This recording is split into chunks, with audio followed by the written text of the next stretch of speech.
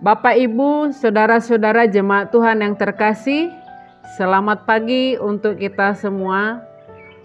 Pagi ini kita akan menerima renungan harian, dan sebelum kita mendengar renungan hari ini, kita berdoa. Ya Allah Bapa kami yang bertahta dalam kerajaan sorga, puji syukur kami panjatkan kehadirat-Mu Tuhan yang memberkati, melindungi kami, dan memberi kami sukacita kesehatan pagi ini. Kami serahkan hidup kami ke tangan Tuhan, sertai dan lindungi kami, sehingga dengan kekuatan baru yang daripada Tuhan, kami akan melanjutkan segala aktivitas kami. Biarlah kebenaran firman-Mu yang memotivasi kami dan yang memberikan kami keteguhan, sehingga kami bisa melangkah dengan pasti dalam melanjutkan segala aktivitas kami satu hari ini. Inilah kami Tuhan, inilah kami Bapa yang baik. Ampuni kami dan terimalah doa kami. Dengan kuasa Yesus kami berdoa dan mengucap syukur. Amin. Bapak, Ibu, saudara-saudara jemaat Tuhan yang terkasih, pagi ini Rabu 16 November 2022, renungan kita tertulis di Efesus 5 ayat 20. Demikian firman-Nya. Ucaplah syukur senantiasa atas segala sesuatu dalam nama Tuhan kita Yesus Kristus kepada Allah dan Bapa kita. Manok tong mahamu madok mauliate siala saluhut tu debata ama di bagasan goarni Tuhata Yesus Kristus. Demikian firman Tuhan. Bapak, Ibu, saudara-saudara yang terkasih, ada dua kata penting yang terkandung di dalam ayat ini, yaitu kata senantiasa dan kata segala sesuatu. Dan menarik sekali bahwa kedua kata ini dihubungkan dengan hal ucapan syukur.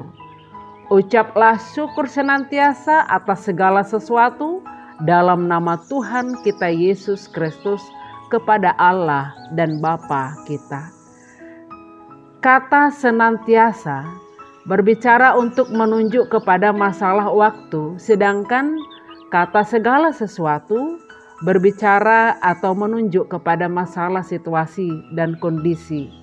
Dengan kata lain, maksud ayat ini adalah kita harus mengucap syukur kapan saja, yaitu entah pagi hari, siang, maupun malam, dan dalam keadaan apa saja, entah itu baik atau tidak baik, menguntungkan atau merugikan, menyenangkan atau menyedihkan. Namun saudara-saudara, Bapak Ibu yang terkasih, kenyataan yang kita alami dalam pengalaman hidup sehari-hari hanya menunjukkan bahwa kebanyakan di antara kita hanya mau mensyukuri hal-hal yang baik, yang menyenangkan, yang menguntungkan, dan yang menggembirakan saja. Jika sembuh dari sakit, jika lulus dari ujian, jika mendapat pekerjaan, dan lain sebagainya. Tetapi adakah yang pernah bersyukur justru pada saat ia sakit? Adakah yang bersyukur justru pada saat ia tidak lulus ujian? Adakah yang bersyukur pada saat ia belum mendapat pekerjaan atau malah dikeluarkan dari pekerjaan? Pasti itu sangat sulit.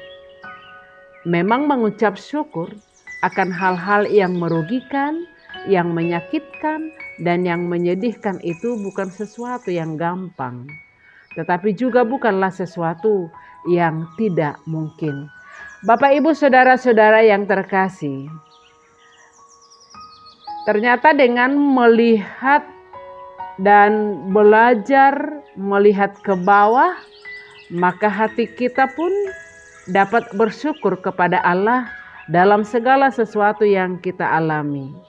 Maksud dari melihat ke bawah di sini adalah kita membuka mata kita untuk melihat kenyataan bahwa sebenarnya Ada begitu banyak orang yang keadaannya jauh lebih buruk daripada keadaan kita. Dengan melihat ke bawah, maka kita akan berjumpa dengan kenyataan bahwa ada begitu banyak orang yang nasibnya tidak sebaik nasib kita. Dengan demikian, saudara-saudara, kita bisa bersyukur atas apa yang telah Allah lakukan bagi kita. Kita bersyukur bukan karena mereka lebih menderita dari kita, tetapi karena kita tidak semenderita mereka.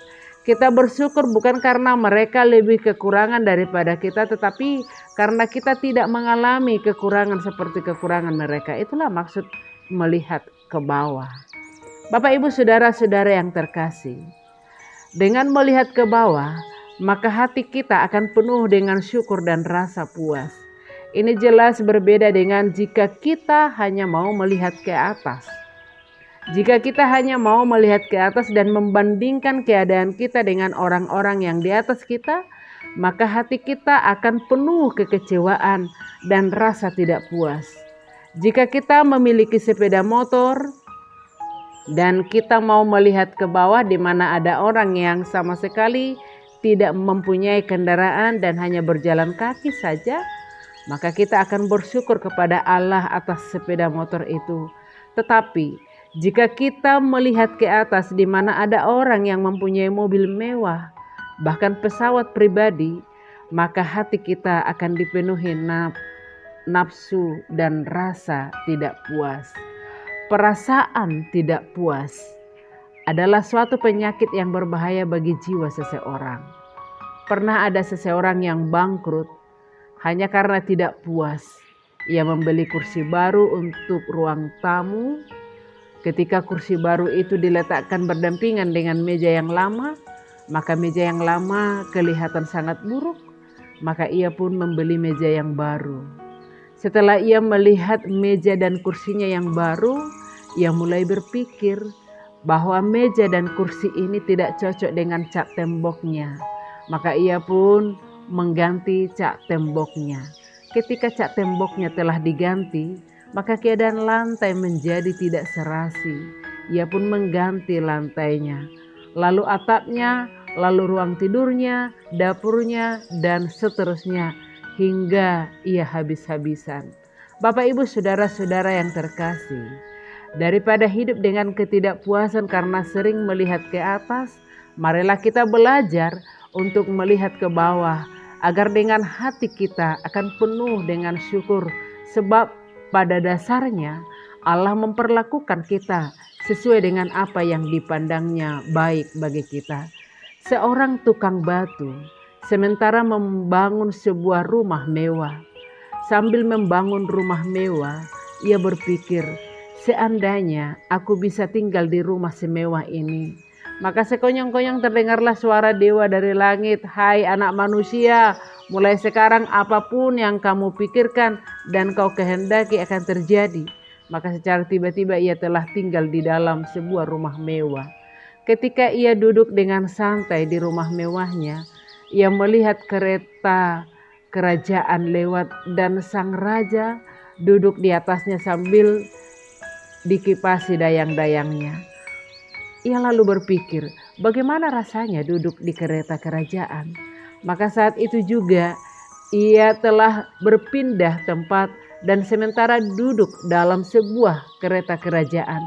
Namun beberapa saat kemudian ia mulai keringatan karena hari sangat panas. Lalu ia berpikir, hebat sekali matahari. Ia sanggup membuat aku kepanasan. Maka tiba-tiba ia berubah menjadi matahari.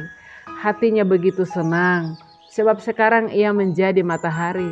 Namun tiba-tiba datang segumpal awan dan menghalangi cahayanya sehingga hari menjadi mendung. Maka berpikirlah ia, berarti awan lebih hebat dari matahari, dan jadilah ia awan. Beberapa saat kemudian awan itu hilang dan berubah menjadi hujan. Maka ia pun berniat menjadi hujan dan jadilah ia hujan. Bapak, Ibu, saudara-saudara yang terkasih, sementara ia begitu gembira menetes ke bumi, ia melihat bahwa airnya tidak dapat menghancurkan bebatuan di bumi. malah ia harus mengalir di sela-sela bebatuan itu. Lalu berpikirlah ia, batu lebih hebat dari air. Maka sekali lagi ia berubah menjadi batu. Tetapi tiba-tiba ia mendengar suara dari sebuah bangunan. Ia pergi dan melihat, dan ternyata di sana ia melihat seorang tukang batu sementara memecahkan dan menata batu-batu itu dengan dijadikannya sebuah rumah mewah. Maka ia pun berubah kembali menjadi tukang batu seperti pekerjaannya semula.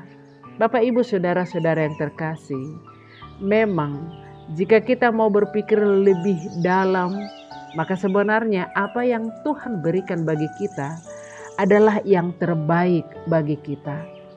Puaskanlah hati dan syukurilah semuanya itu sambil belajar untuk tetap melihat ke bawah.